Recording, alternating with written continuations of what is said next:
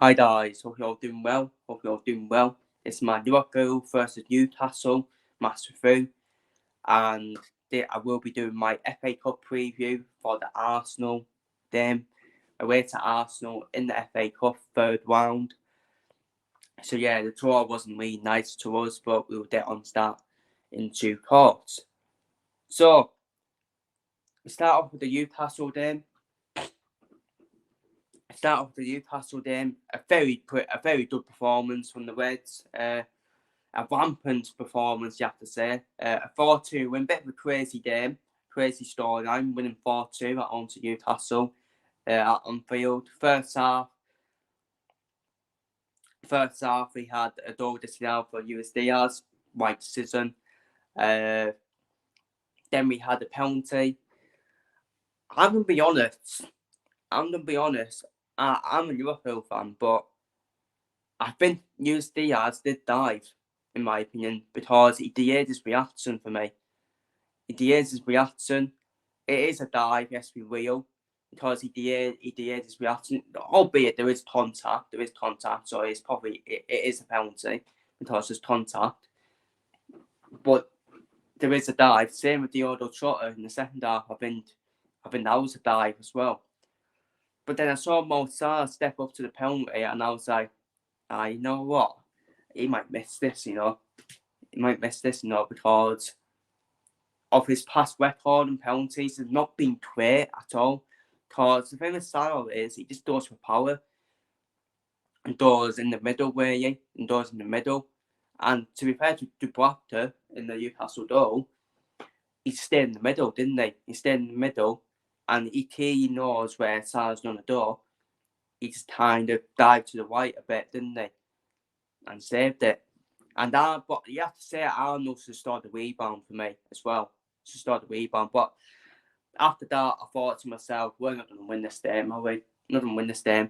And to be fair, I feared this game going into it because a lot of people were like, yeah, we're going to smash Newcastle, we're going to smash them, they're in bad form. That's why I feared it, because they're in bad form. They had a horrid December, but they need to turn the fortunes around, like you seen with my main team, Carlo. Like one win, and they can turn it around. Same with Newcastle. They that one win, they need to turn it around as well. And but we were dominant. We were dominant against Newcastle. Yes, we were. We absolutely battered them throughout the whole game, and we should have had more than just four. In my opinion. We should have battered them. We should have battered them even more, in my opinion. But onto the second half. Obviously, Newcastle had the door disallowed in the first half with Dan Burn then. Another right decision. It was offside. Isa, I think it was. He was offside. But onto the second half, where all the goals came from in the second half. First goal came from Mo Salah. Dub Pierre from Liverpool to find Darwin Núñez, and Darwin Núñez, who was sick. And then Darwin Núñez, then he missed a lot of easy chances during the game. But that's just Darwin Núñez for you. But Darwin Núñez finds Salah. But that's what Núñez has done this season. He has assisted a lot from Mo Salah. Finds Salah for a nice, easy tap in to make it 1-0. Beautiful play from Liverpool. And we're all thinking this could be a rout now, and Newcastle will be feeling the worst. But we concede straight away. But we do concede a couple minutes later. Newcastle probably shocked everyone, didn't it? Shocked everyone, really. Isak running behind our defence, through and goal to make it 1-1. Poor defending from Liverpool to get Isak one behind our defence, especially when he scored at Anfield last season as well. We just still haven't dealt with that, in my opinion. We still don't know how to deal with that Isak. But we went back in front. We did go back in front. I think it was around the 70th minute mark through Curtis Jones. And then same type of player where nice 1-2s to each other.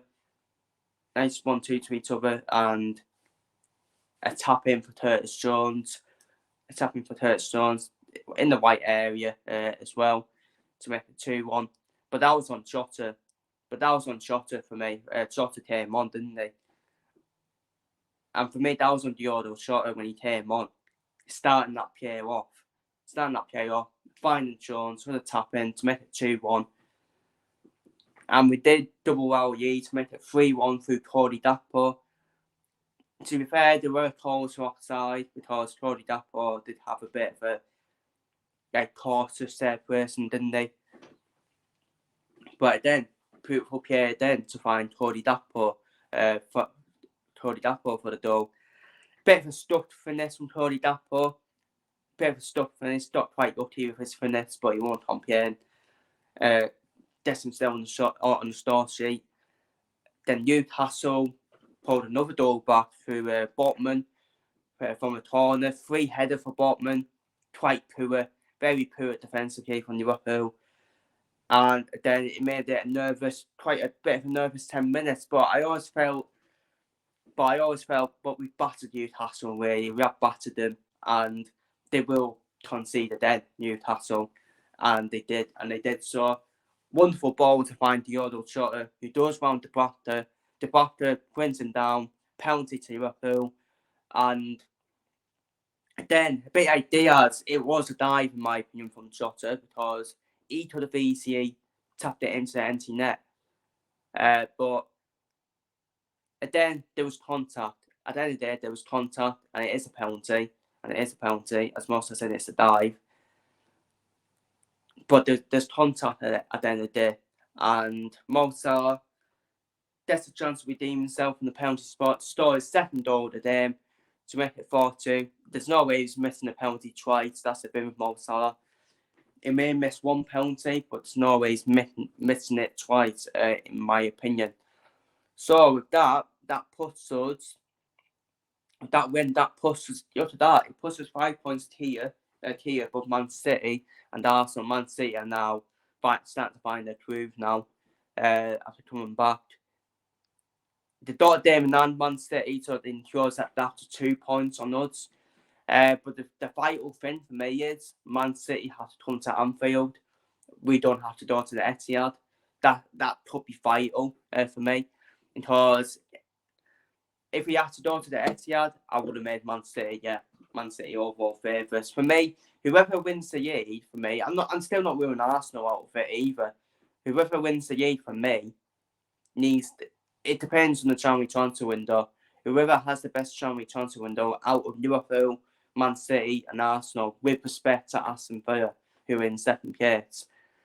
Aston Villa, they're in it. Definitely, they're in it. But will they be in it by the end of the season? I don't think so. I think they will drop off, Aston Villa. I don't think they'll drop off that badly. I think Aston Villa will definitely still be in the top 4 rates, but they will definitely drop off from the title race. I still think the title race between Liverpool, Man City and Arsenal. Arsenal needs to improve their bench for me if they want to win the league or chance or sustain a title challenge for me. Because at the moment, they're not contenders for me. Not with that bench, in my opinion. Because City and Liverpool have a better bench. And they have winners as well. That's the thing. They have winners as well, both Liverpool and Man City, who have been here before in terms of the title rates as well. It kind of reminds me of 2018-19 with Liverpool, where it's just them draws for me. Yeah, I think we've got too many draws at the moment. But yeah, 2018-19, that's what probably cost Liverpool, was the draws as well. That's the only worry for me. But yeah, we're definitely in it, man. We're definitely in it. I still think Man City are favourites, definitely. But we can't waste this opportunity. For me, in my opinion, because I don't think Man City have the best bench, to be honest with you. I still think, even with Tim De Bruyne back and Modric back, and then the Pace back, Man City, I still think they're lacking on the bench, in my opinion. I don't think they need that much options, Man City. I just think they may need 2 options probably to add to the bench. Add 2 options, then they probably win the league then, in my opinion. For Liverpool, I think we need that centre-back who can cover left-back. Gonzalo and Nacho and Smart in this win will be perfect. Because We've got Joe Gomez who can cover at left back and right back, but I think Gomez is better as a right back, but he's done well covering at left back, Joe Gomez. But Ignacio will be perfect. I don't think we're going to get both, but I think we need another DM as well. With Wataru Endo going to the Asia Cup with Japan. So we do need another DM as well. So that's all I think Liverpool will need. It's a centre-back and DM. Maybe another forward. But I'm sick of signing forwards now. Div Javier got a chance in that front three as well. We don't need any more attackers, to be honest with you. Because in terms of forward depth, I think Liverpool got the best forward depth in the league, in my opinion. In terms of my opinion.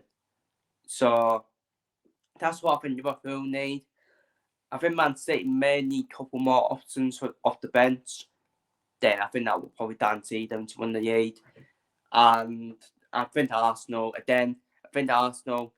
everyone's saying a striker for Arsenal. I don't think so. I do think they do need a striker for Arsenal. I think they need a natural central midfielder as well, because Odegaard and Havertz are both attacking midfielders for me. So I think Arsenal need a natural CM, another striker, and a couple options to add to the bench for me as well. Because Nketiah, Reece Nelson, and Smith Rowe all aren't good enough for Arsenal, in my opinion, on the bench. Smith Rowe is probably good for a team like Luton, like a team like I don't know, a team outside of Arsenal, outside of Big Six. That's what Smith Rowe is best for. Nketiah, again, I don't think he's done enough. And Nelson, I think he's bottom half Premier League Championship level player, in my opinion. Let's be real about it. So they need to improve them on the bench. So, but yeah, going on to Arsenal, we do play Arsenal in the FA Cup. In terms of my man of the match, Liverpool against Newcastle, Salah was sharp, wasn't he, with the 2 goals. Diaz, I think it was Diaz's best performance for Liverpool for quite a long while. He was threatening as well. Endo was superb again in midfield. Joe Gomez was superb at left back as well. Yeah, it's quite hard to give a man of the match for me, because I think there are quite a few candidates to give for man of the match for Liverpool.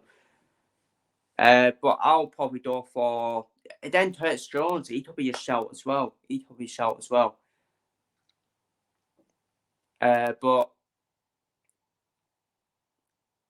you probably have to go for Salah, probably.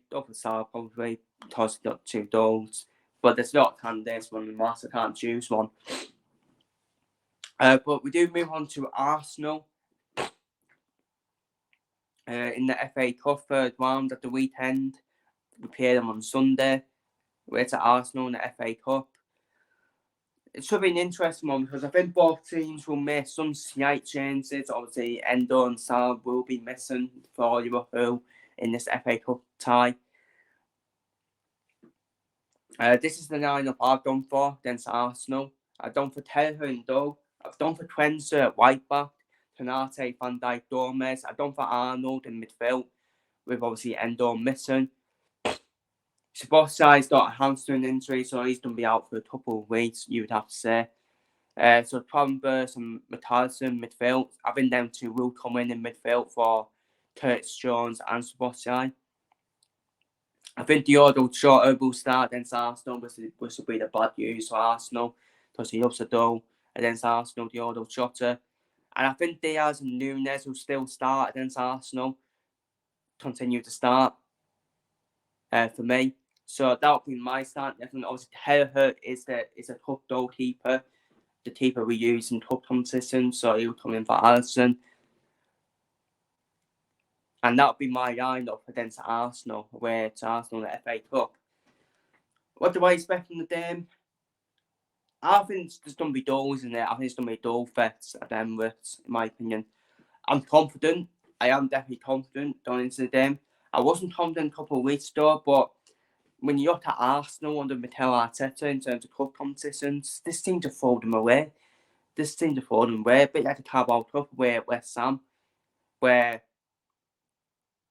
they could have played Liverpool in the quarterfinals of the League Cup, and who knows what will happen in that Carabao Cup then. And Arsenal could have been in the semi-finals instead of us. It'd be difficult because it's at the Emirates as well. But I think at the moment, I think it's a good time to play Arsenal. I think it's a good time to play Arsenal. They've suffered recent back-to-back defeats in the league to West Ham and Fulham. I think they look fatigued, Arsenal, as well. They do look fatigued when I'm watching them in the last 2 days. I think Saka and Martinelli, I mean, they were superb that season, Arsenal, to obviously being even in the title race. But Saka and Martinelli, they had them players older than as well. They just look fatigued, don't they? It looks like they've been overplayed, especially this season as well. But that's why I've said Arsenal need squad depth. They lack squad depth. They don't have a good bench. That's why they need to improve the bench, Arsenal. Arsenal for me. That's why I think they need to improve the bench to try and sustain a title chance or even win the league, in my opinion. It's something to say in the Champions League as well. If they want to win the Champions League, they need to improve the bench, Arsenal. And that's why I think Saka, Martinelli, they've just been fatigued. And Mikel Arteta, he made the one lineup away at West Ham in terms of the Carabao Cup. Arsenal should have been playing the strongest team for me, trying to go for it. But he made changes, didn't he, in that lineup? And they just seem to throw the club competitions away, which makes me confident. It's going to be difficult though. It is away at the Emirates, so they have the home advantage, Arsenal. It can go either way, in my opinion, though, 50-50. If we get knocked out, I wouldn't be too disappointed because we got the Carabao Cup, the Europa League, and we're in the title race as well in terms of the Premier League as well. But it's dangerous attitude from me saying that because if I'm being honest though, I want to win everything. I'm not going to settle for, if we get knocked out, it'd be okay. I want to win everything, so I want to win this game. That's why I've gone for that lineup for us. It's still a strong lineup, strongest lineup possible. Made some slight changes, but strongest lineup possible. And in terms of my score prediction, I'm going for a 3-2 win to Liverpool. I think Arsenal can be dot at now defensively as well. They can be dot at defensively. I don't know if Zinchenko's going to be back at left back. But Tivio was shocking at left back for Arsenal away at Fulham. And you got to say, Jota, Nunez, Diaz, Dapo, Elliott, all against that Arsenal defence, who can now be dot at. You don't fancy ourselves, but it will be a close game. It'll be a dull fest because Arsenal's attacking threat can get at our defence as well. And I can see goals in this game. But I think we'll nick it. 3-2 at the Emirates. And that is my score prediction. So feel free to go thoughts on the Arsenal game, FA Cup game down below in the comments. Feel free to go thoughts down below on the Newcastle game for the Reds. And Liverpool are 5 points here above Manchester City and Arsenal, and 3 points here above Aston Villa. 3 points here top of the league of the Reds on New Year's Day. Feel free to go thoughts down below on both games down below in the comments. Take care, stay safe, and see you all later.